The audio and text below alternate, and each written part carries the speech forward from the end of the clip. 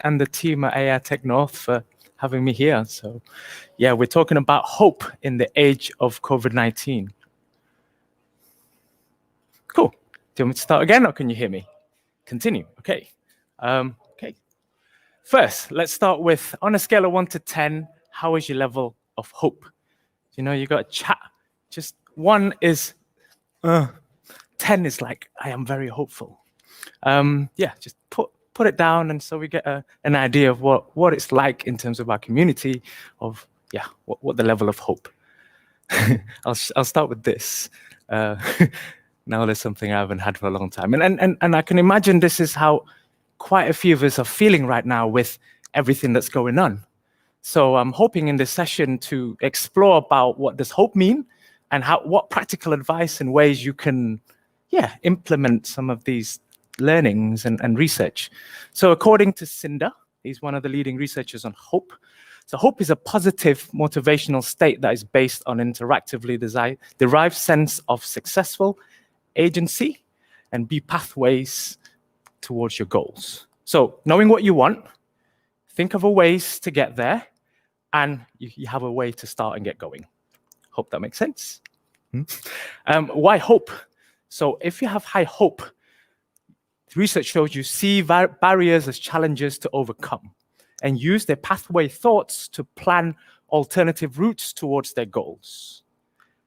And high hopes has been found to correlate beneficial constructs, including academic achievements and lower levels of depression. Sounds good, right? And I'm just sharing 3 benefits here. So improve self-esteem, superior academic and athletic performance. It has the potential to enhance well-being over time. It helps initiate and sustain action towards long-term goals, including flexible management of obstacles that get in the way of goal attainment. Why I was talking about hope is this particular thing is super, super useful in the context of the climate that we are living in at the moment. So hopefully you see that too. And then linking this to optimism. So there's just slight difference. So optimism is a positive attitude that a future event is probably unlikely to occur. The optimist expects that life will work out well and as expected. On the other side, hope. A hopeful individual recognizes that life might not work out as planned, yet maintains positive expectancy directed towards possible outcomes that hold personal significance. In these times, the idea of personal significance is even more important right now, because this idea of meaning and purpose is an exploration that quite a lot of us is coming up around these times. So hopefully, with learning about hope, a worthy investment of your time. So stick around for the next 13 minutes. And my promise to you is you'll look away with practical tips and learnings that can help you shine a different light to your own exploration. My invitation is for you to give your full attention for the next 12, 13 minutes. We'll start with, okay, what did you do on the Friday on the 20th of March on the lockdown? It's a couple of seconds to just remind yourself, what did you do? What was it like? Do you know what I did? I accidentally orchestrated a lockdown experience in the countryside in the Peak District. So it's called a vision quest. So I was in a shed next to a river by myself, no food, no tech, no books, no food. Oh, I said that already. Only drinking water for 3 days. And you might be thinking, why would you want to do that? And I ask the same question now. But imagine what it's like. Like, when was the last time you had 6 hours without your phone? 6 hours without speaking to anybody? 6 hours without even reading a book? And for me, it's like, what is it like to pierce through the veil of boredom? Because there was this thing that I don't want to be bored. You know, there's this narrative that comes up.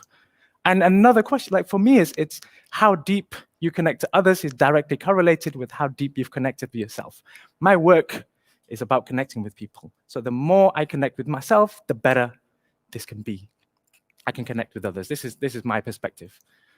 Who am I? So I'm Annga Kara. I wear 3 hats in life. Well, I have multiple hats, but 3 particular ones. So one of my work is executive coaching. So I help support mainly leaders to help navigate through a high period of stress and uncertainty.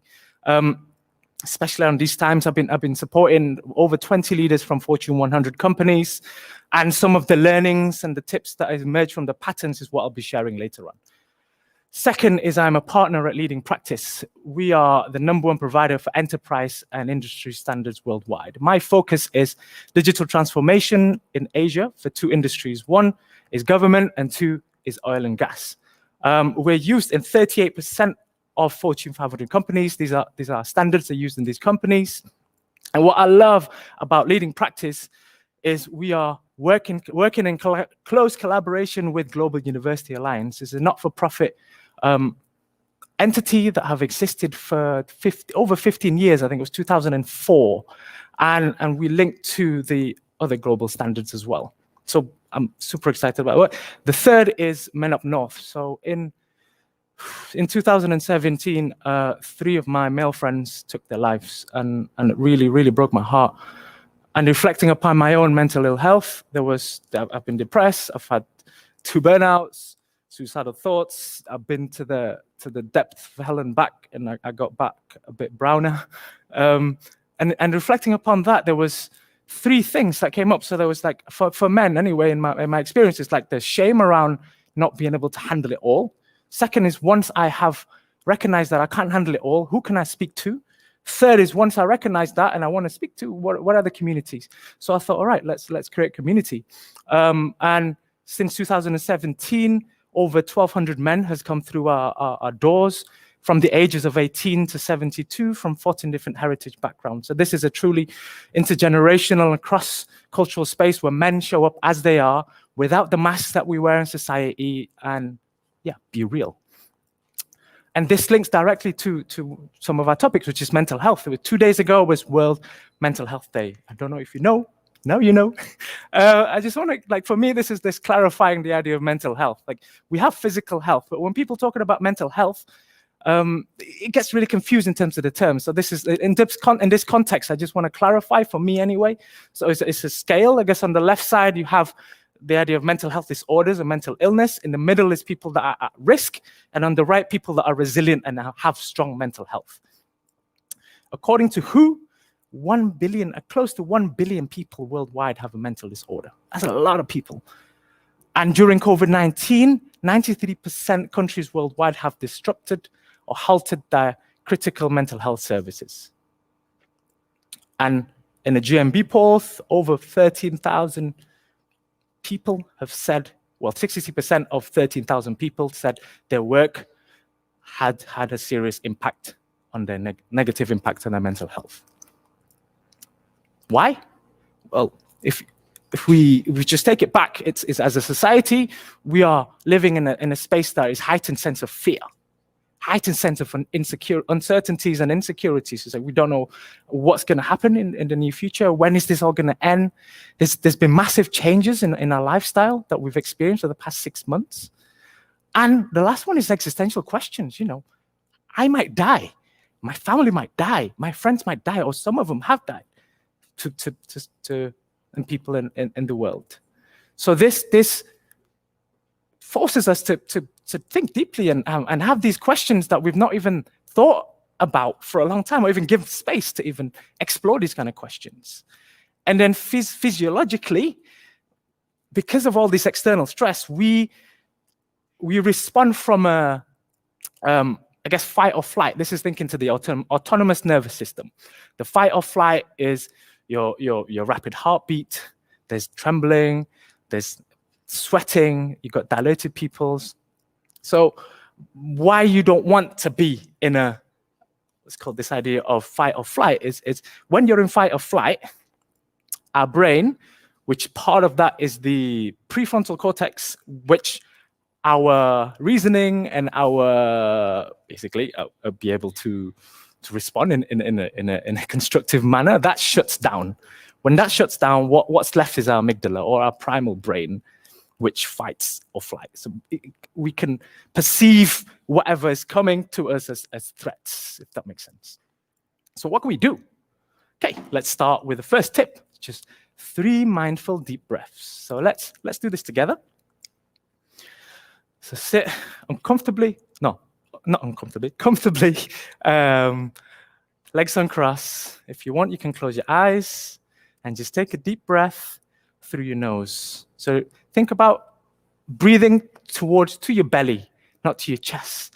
If you think about this, it's like if you're running, then you go, it's like shallow breathing. But what you want is deep belly breathe. Okay, let's start with breath number 1. Breathe in, hold, and release. Second one, deep breath in, hold, and release. Deep breath 3, and hold, slowly release. Cool, thank you. Hopefully you feel better. Second is the 80-20. You probably have heard this before. So 20% of the causes of the impact is comes from the 80%. So it's maybe 20% of your work impacts the 80% of the impact. So you've probably heard of this before, but like the question here is, have you applied it? So my invitation here is for you to, utilize this perspective.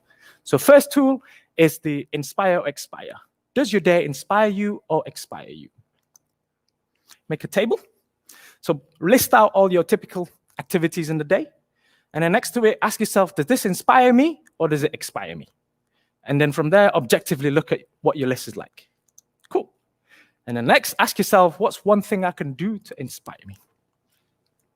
Next, circle of concern and circle of influence. This is from the book, 7 Habits of Highly Effective People. There's a concept called proactive and reactive.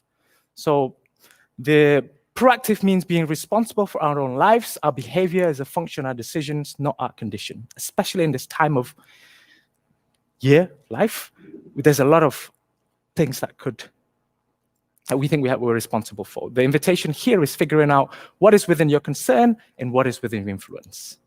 So this is a way. List out your concerns.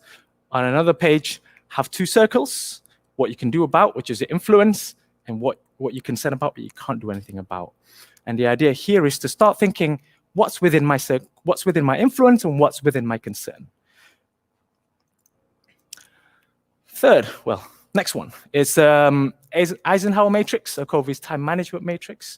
This is really good if you're feeling really overwhelmed. So you've got the urgent and important on your top left, and then on the bottom right is not urgent and not important. So time is something that is being really stretched and pushed here. So this is a really good way for you to clarify what's important for you. Next one is alchemize constraints into decisions. For me, what this means is when I come back after the experience, it was the lockdown. My life involves traveling. So instead of saying I have to stay in, I shifted the perspective, I choose to stay in. And from that choosing to stay in, then it gave me the possibility of how does my house look like, which I'm inspired to be in. Next is reestablish your daily routines or habits. So do you have a morning routine? You spend your time to get yourself ready? Do you do any meditation, any movement, any journaling? On the other side of that, what's your sleep hygiene like? Do you have a regular sleep time? Do you reduce your blue light intake? Especially we're in the tech world and more now. Like another tip is floor or low light. It'd be useful. Another one is moments of joy or take notice. So in your day, where the variations are not that much. But what you can do is be aware of something that you can notice. So a good thing that's happened today was the train wasn't delayed coming to Manchester. Next one is be aware of your coping strategies. We all have different ways, but some of them are healthy and some of them are unhealthy. This is from Mental Health Foundation, Wave 7, late August. So almost half of the UK population felt anxious or worried. 1 in 5 felt lonely and afraid in the past 2 weeks. This was in August. And then on there it says going for a walk outside, help with stress. Visiting green spaces. So the thing here is just to be aware of what's your coping strategies like, and one of that could be drinking, one of them could be eating. So is it good for you in the short term or long term? So maybe in the short term, yes, it's eating that sugary snack can help you not think about it. But, okay, I need to go. Okay, I'm going to quickly. Right, next is air quality. So think about your air quality in terms of this is some of the parts per million. This is a research around like health, chronic exposure, inflammation, reductions in higher level of cognitive abilities, bone demineralization, kidney calcification. Tip here is get a CO2 monitor and just look into it. So what's your learnings and takeaways from the talk, and how can I apply it? So my invitation here is rather than viewing it and make it practical. And if you feel like you want support, exclusive to AI Tech North, I'm offering a 15 minutes laser coaching session. And if you're interested, there's a link below or somewhere. Feel free to, book on and have a conversation. And before I go, I'll leave you with this. My name is Annga Kara. Thank you very much.